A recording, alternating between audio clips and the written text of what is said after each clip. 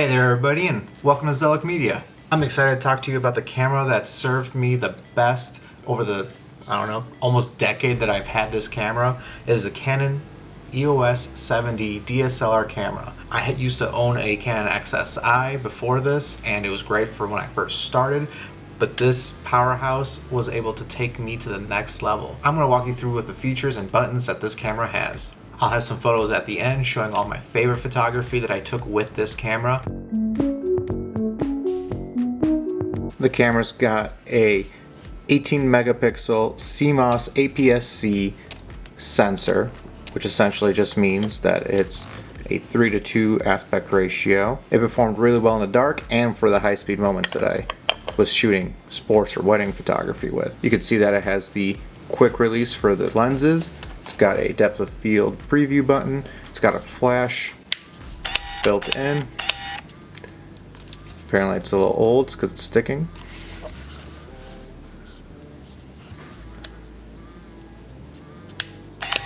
There we go. Apparently I don't use it very often, so it's a little stuck. The camera accepts not only EF but also EFS lenses with those lens mounts. The back of the camera has the LCD screen, as you can see, with a quick select feature to have a raw photo taken with the regular photo. We've got the Q, which allows you to go through the menu, and this cool little toggle that lets you not only go left and right but also diagonally when you're selecting the autofocus points. You've got the full menu that lets you choose from a variety of other options that you need. You can choose your picture style, making sure all your colors match. It's a little different than your white balance. If you hit info there, you can get a little more detail for custom settings, but if you hit info on your own, you go with a blank screen. You've got some more information, then you've got a level built in, and back to that menu. Of course, you got the playback button and the delete button. This little switch here is what allows you to go between film and camera mode. What's nice is if you're in camera mode, you can go into live view. Then you've got this little wheel here that allows you to either change your aperture in photo mode or scroll through some menu options. And let's say you don't want to switch your aperture around, you can lock that, and that wheel is now locked, as in it won't change the settings. You do have this little dial over here, it lets you focus your viewfinder, so if you wear glasses like myself, you'll be able to see the photos focus through that. You have the AF on, which is part of the locking autofocus features, and I've only used it as an actual focus during filming or live view shots. The star also denotes some kind of autofocus locking feature. I've never used it before, but if you would like a further video on it, I'd be happy to show you that. And over here on the corner, you've got a symbol with 5 boxes, and that essentially lets you choose your autofocus boxes and areas.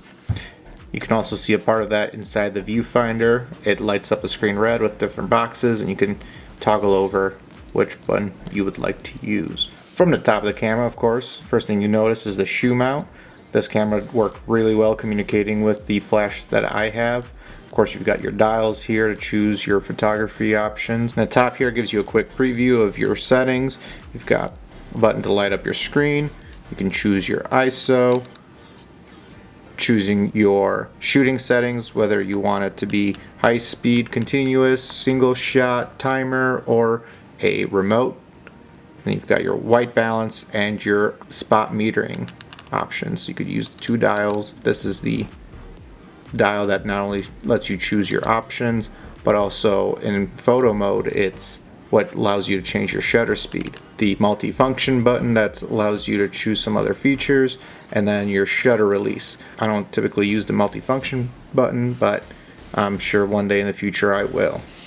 On this side, you've got different ports that allows you to plug in microphone, a trigger release, other AV, USB, and HDMI. Of course, on the bottom is where you put your battery. This camera Does not take SD. It's actually compact flash, or CF. It's a little larger, and got to be careful. There's holes on the memory card, there's pins on the reader or your camera body, so be careful not to bend those. Thank you for joining me as we went through the features of the Canon EOS 7D DSLR. On the next video, we'll be reviewing the Canon EOS 6D, and that's the one that's filming right now, and I'll be using this one to record that video. So you'll be able to see and compare the features and how everything looks like between the two. Thank you again, and I look forward to seeing you next time. Have a good one.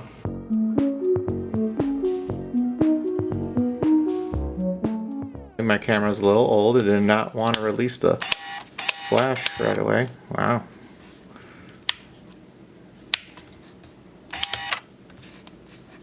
Don't know why I feel like I'm holding my breath.